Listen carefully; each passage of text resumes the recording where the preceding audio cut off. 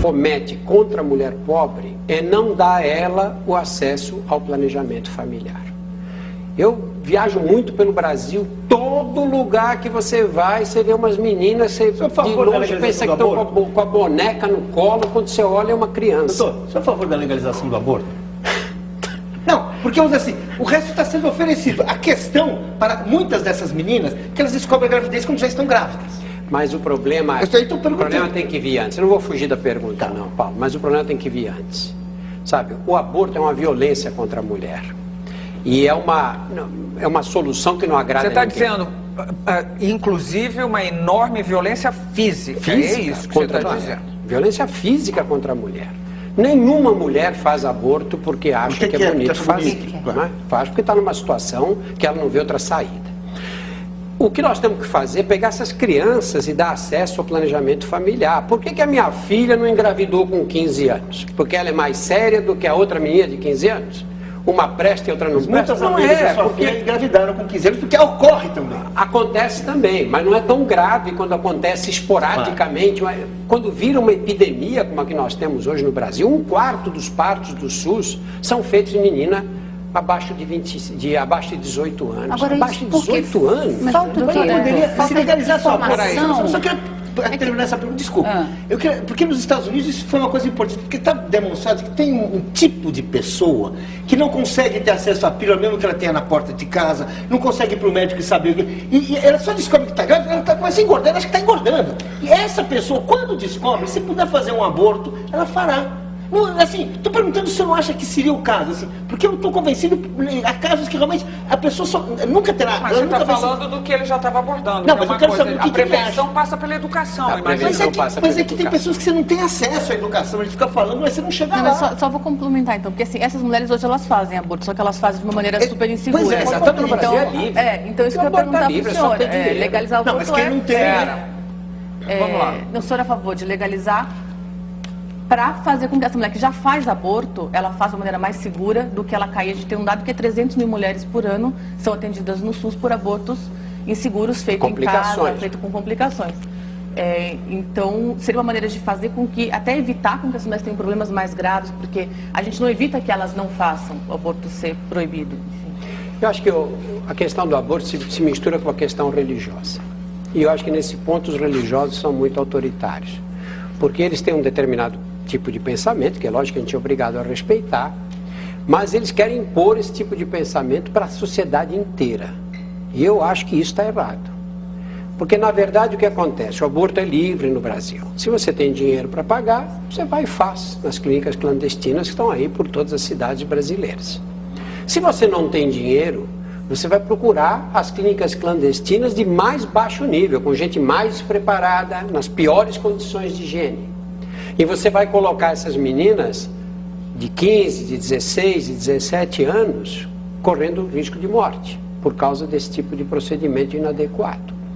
Do ponto de vista médico, eu não estou interessado em saber se eu sou a favor ou se eu sou contra. Eu acho que uma moça que vai fazer um aborto tem que ter um profissional do lado capacitado a fazer aquela manobra. Se isso está certo, se uma parte da sociedade acha que isso é um crime, a outra parte que acha que não. Nós não podemos impor para a sociedade toda o pensamento de algumas pessoas, porque isso é um autoritarismo da pior espécie. Mas aqueles que são contra, virtualmente, que frontalmente, que acham que não deve ser feito de maneira nenhuma, que não façam.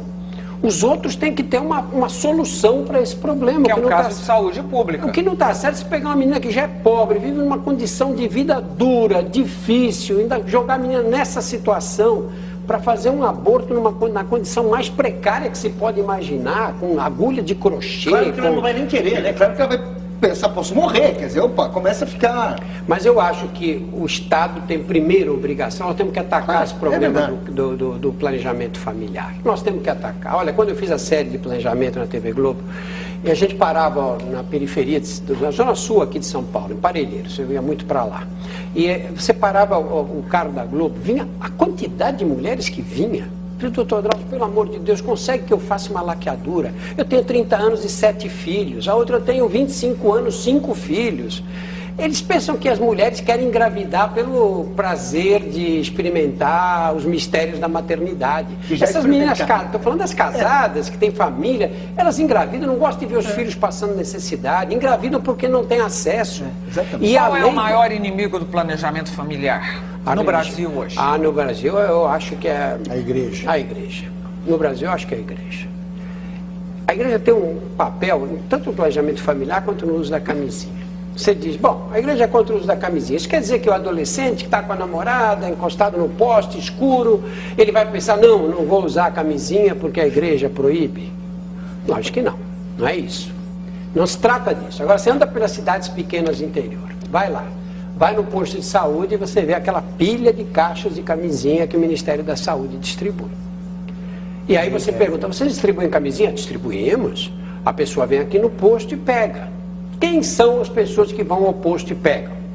São aquelas que não têm chance de pegar AIDS, que são as mulheres casadas que vão usar o preservativo para a contracepção. Porque a menina solteira não tem coragem de ir ao posto de saúde, que a cidade inteira vai ficar sabendo que ela começou a vida sexual. E por que não é feita então uma distribuição de porta em porta nas escolas e tal? Porque o prefeito vai ficar mal com o padre, vai querer ficar mal com o padre? O deputado da região vai querer ficar mal com o bispo? Quer dizer, o nosso Estado é laico até a página 2, é isso? Lógico, esse é o poder dos religiosos, sabe? De prensar, de fazer a sociedade se comportar do jeito que eles acham que deve ser um comportamento, do jeito que eles acham que é o comportamento ideal. Uma das coisas que você já me disse foi, além da questão de que as pessoas, você é contra essa ideia de que as pessoas fazem doença, você é cientificamente contra isso. Você me falou também, você estava falando agora dessa, que gosta de doenças, de doentes em estado grave. Você me disse... De tratar doentes em estado grave. Você me disse também, você fez um livro a respeito disso, que não é verdade, que não existe qualquer comprovação de que pessoas que morreram voltaram e viram coisas. Você continua afirmando isso? Porque existe uma riquíssima literatura em cima disso, uma cinematografia em cima disso. Se você pegar a lista dos 10 mais vendidos, lá, não ficção, isso aí está lá nos primeiros lugares. Eu acho que é porque o homem tem uma necessidade de saber o que virá depois da morte, né? Nós não conseguimos nos conformar que a vida tem um fim, que uma hora acaba e acabou. Acaba do jeito que começou. A curiosidade é sempre o que será depois da morte. Ninguém se preocupa com o que era antes do nascimento, né? É o que eu era antes de nascer. Isso não interessa. Interessa o que eu serei depois da morte. Essa dificuldade de lidar com a finitude da vida, né? Eu, durante um tempo da minha carreira, pegava esses doentes que tinham tido paradas cardíacas, que tinham chegado assim no limite mesmo da vida e tinham se recuperado depois, e perguntava para eles, o que você nesse instante sentiu? Que visão você teve? Nunca achei um que tivesse me dito que viu alguma coisa. Mas você não acredita nesses que contam que tiveram essa experiência? Eu nunca vi. E eu já cheguei nessa situação também, à beira da morte mesmo, quase morrendo, eu não vi nada. Mas tem um preto que deu assim, quando eu acordei estava melhor. Não, ou é um preto ou é um branco. Alguma explicação neurológica para essas experiências? Uma vez eu li um neuro falando isso, que podia ser provocadas, na verdade, por uma reação do próprio cérebro, uma coisa totalmente física, orgânica, e não tem um trabalho feito com pilotos em aviões de prova, aviões não, aquelas cabines de prova, que você gira e chega um momento que você desliga o cérebro por microsegundos, e eles têm uma visão de uma luz que parece aquela luz que muitos enxergam no fim do túnel, né? Eu vi isso não. Enxergam alguma luz. Mas tinha uma explicação neurológica para mas mas não é uma luz por e simples, tem uma luz e tem sempre alguém, algum parente conhecido esperando, a verdade ou não é? Agora, Drauzio, ainda sobre as suas idiosincrasias, você continua em combate contra a homeopatia, você não gosta, né? Não é combate nenhum, não é combate nenhum. Me diz, como é que é? Eu acho que a medicina começou a evoluir quando? Quando ela começou a se basear em evidências. Como era a medicina do passado? Você aprendia na faculdade que tal doença se tratava com determinada poção. E você dava essa poção. Por que se manteve durante tantos séculos essa prática absurda da sangria?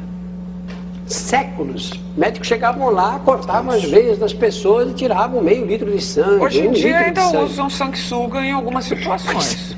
É uma gente que vive 3 séculos para trás. Mas por que se manteve dessa maneira inteira? Porque era assim que você aprendia que isso era o certo e que naquela hora você tinha que fazer sangria e acabou. Olha, anatomia. Apareceu um médico na Itália chamado Galeno, que era médico do Coliseu. Então ele atendia aqueles gladiadores que tomavam facadas, lanças e tal, e é possível que ele tenha visto os órgãos humanos em funcionamento. Ele escreveu um tratado de anatomia.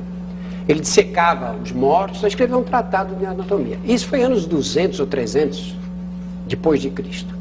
Esse tratado de anatomia valeu, sabe até quando? Até por mais de 1000 anos. Ficou até ao redor de 1400, quando surgiu Vesalius, que começou a dissecar corpos humanos, que ele roubava do cemitério e levava para casa, e ficava dissecando até os vizinhos reclamarem do cheiro. E a anatomia era considerada de Vesalius, era ensinada com uma mesa, com um corpo ali, o barbeiro, durante a Idade Média, que dissecava, e o professor ficava em cima, lendo para os alunos o que dizia o Galeno. E quando alguém contestava, dizia, mas olha, eu operei um doente, as válvulas cardíacas não são como estão aí falando, mas está aí contrariando os ensinamentos de Galeno. A medicina foi assim o tempo inteiro. E é por isso que no começo do século um homem vivia 40 anos e morria. Nós só conseguimos mudar isso quando nós começamos a nos basear em evidência. Então, as pessoas dizem, você acredita na homeopatia? Não é questão de acreditar. Medicina não é religião, eu acredito em Deus, eu deixo de acreditar, mas você tem que acreditar nas evidências. Essa chamada medicina alternativa, para mim, me choca, porque, primeiro, a linguagem é absolutamente ininteligível, não sei do que eles estão falando. Segundo lugar, nunca publicam numa revista científica que tenha avaliação pelos pares.